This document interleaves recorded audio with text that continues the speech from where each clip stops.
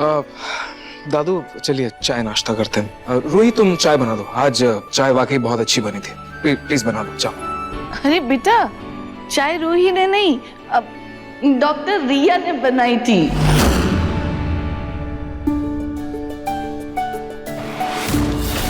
अगर आप लोगों को कोई प्रॉब्लम ना हो तो मैं चाय बना दूं।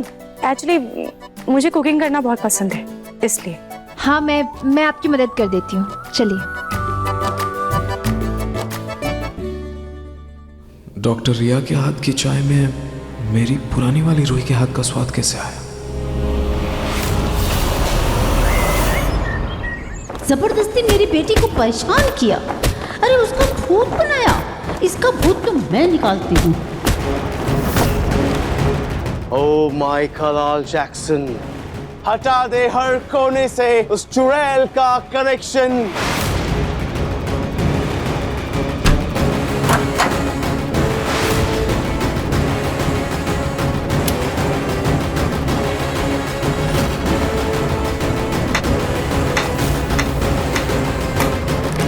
ये तस्वीर इतना शेक क्यों कर? Oh no! No, माइकल आल जैक्सन! माइकल आल, ये सब नॉर्मल है। या माइकल आल जैक्सन। बाबा जी।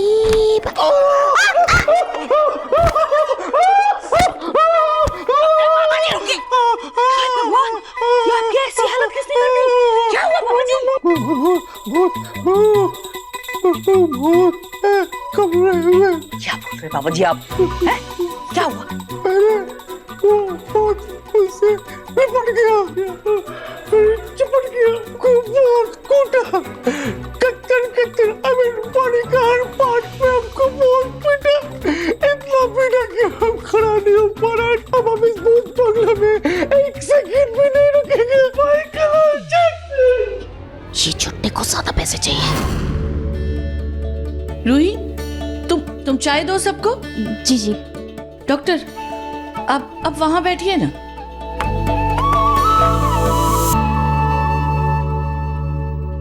डॉक्टर, आपको ये सब करने की क्या जरूरत थी? मैंने सिर्फ जूही जी को गाइड किया, बाकी सब उन्होंने ही किया।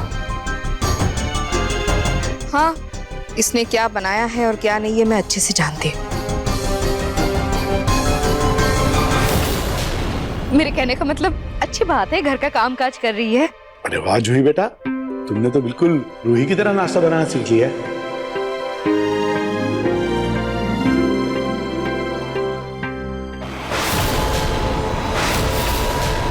क्या बात है डॉक्टर रिया, आपने तो आते ही एकदम बहू की तरह किचन संभाल लिया। क्या?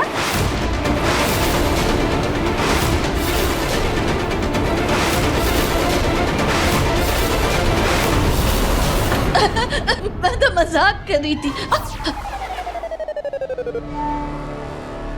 दादी को इस डॉक्टर रिया से इतना क्यों लगाव हो रहा है? पहले जब मेरे कमरे में इसे नाहर जी की चाय के साथ भेजा तब मंद मंद मुस्कुरा रही थी, अब फिर ऐसा मजाक। आखिर इस बुढ़िया के दिमाग में चल क्या रहा है? बाबा जी, अरे बाबा जी कहाँ जा रहे हो? रुकिए, अंदर चलिए, अंदर चलिए। अरे अंदर चलिए। ऐसा कुछ नहीं है, आइए ना अंदर चलिए, अंदर चलिए, चलिए चलिए। माइकल आल जैक्सन की कसम, अंकल चुड़ैल ने मुझे बहुत पीटा। आई मीन बॉडी का हर एक पार्ट में मेरे को बहुत हर्ट किया। मैं इस घर का अंदर नहीं रुक सकता। घर नहीं, ये भूत बंगला है। पूनम बहन, मैं तो बोलता हूँ कि तुम भी अपना इस भूत बंगला को छोड़ के बाहर निकल जाओ, इससे पहले कि वो चुड़ैल तुमको भी हर्ट करे। निकल जाओ, मैं तो चला। भागो। आलतू जलालतू, आई बला को टालतू, आलतू जलालतू, आई बला को टालतू। मुझे तो निकालो यहाँ से। आई बला को दादी जी बाहर निकालिए मुझे। दादी जी, दादी जी मुझे निकालिए ना यहाँ से। दादी जी सोच क्या रही है, ऐसे क्या देख रही है? मुझे निकालिए ना यहाँ से। दादा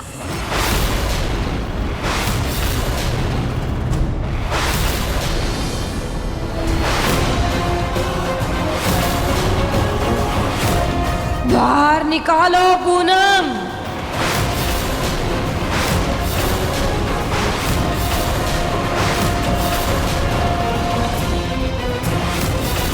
पूनम कह रही हो अपनी दादी सास का नाम ले रही हो? शर्म नहीं आती तुम्हें? कान के लिए नीचे लड़ा के दूंगी, अभी जोर से बबूद सब निकल जाएगा बाहर 1 मिनट में। बेवकूफ, तुम मुझसे ऐसे बात करेगी? बहुत होशियार बन रही हो तुम, ऐसे नहीं मानोगी, ऐसे नहीं मानोगी। मैं अभी दूसरे बाबा को फोन, मेरा फोन कहाँ है? फोन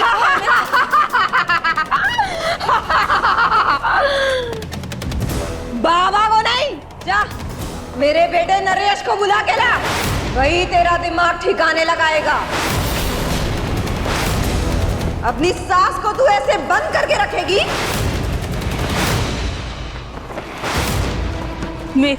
मेरी सास? माँ जी?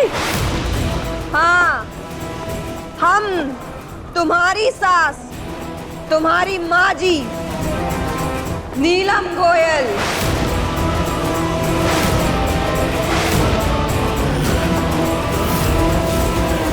कहीं पलक के अंदर सचमुच पूनम की सास की आत्मा तो नहीं आ गई?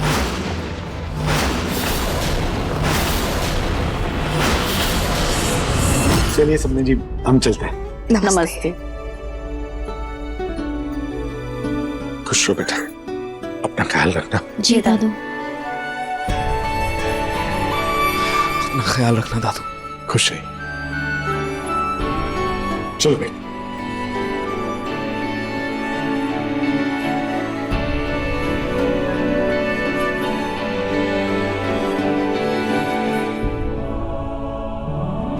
आप भी अपना ख्याल रखना बेटा। जी दादू।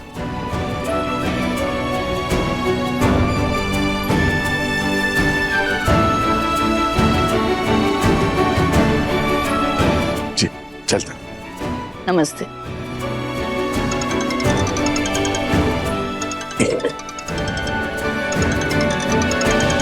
पूनम? हाँ पूनम बोलिए। अरे क्या? नहीं पूनम पूनम पूनम, 1 मिनट। आप क्या बोल रही है? कुछ समझ नहीं आ रहा है। क्या कहना क्या चाहती हैं आप? क्या हुआ क्या है? अच्छा ठीक है, हम लोग निकल रहे हैं तुरंत। हाँ आप फोन रखिए। हाँ क्या हुआ दादू? सब ठीक है ना घर पे? हाँ बेटा, तुम्हारी दादी को तो तुम जानती ही हो, जरा सा सर में दर्द क्या हो गया, पूरा घर सर पे उठा लिया है। कोई बात नहीं, हम लोग चलते हैं। चलिए नमस्ते। चलिए नमस्ते।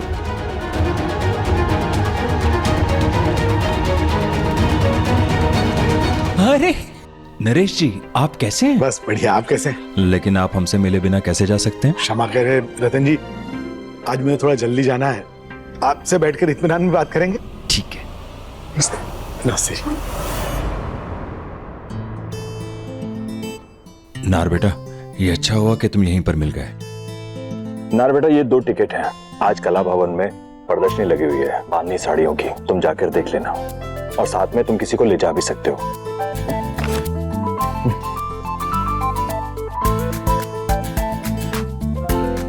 पापा जी, मैं चली जाऊंगी नाहर जी के साथ।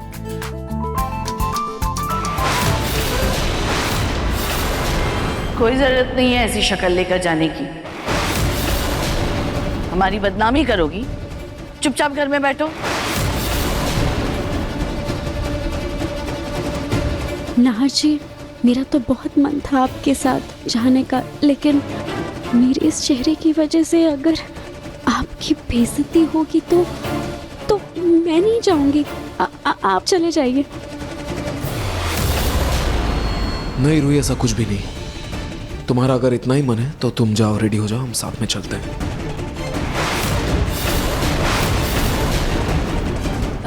लेकिन रूही, तू मेकअप भी नहीं कर सकती है, कोई कलर भी नहीं लगा सकती है, तो ऐसे कैसे जाएगी? अच्छा नहीं लगेगा ना।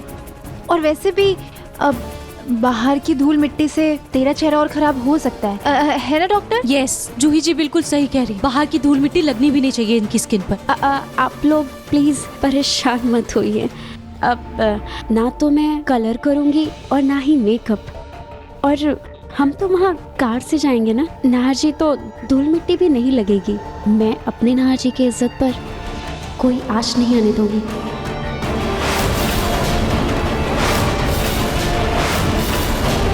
अब मैं ना तैयार होके आती हूँ।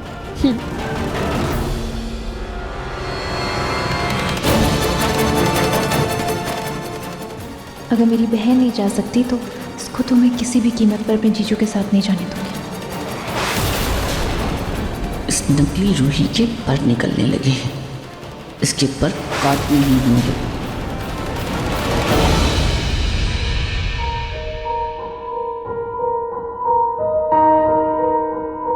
वो नकली रूही नाहर जी के साथ घूमने जा रही है और वो जानबूझकर नाहर जी के करीब आने की कोशिश कर रही है और मैं कुछ भी नहीं कर पा रही हूँ। मुझे जल्द से जल्द उसका सच सबके सामने लेकर आना पड़ेगा। उस नकली रूही के फोटोज मैंने अपने फोन में लिए थे।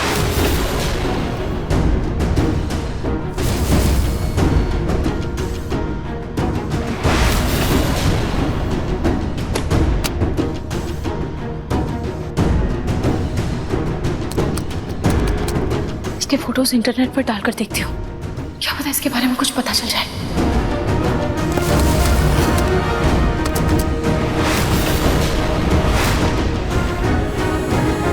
इसके बारे में तो इंटरनेट पर कुछ भी नहीं है।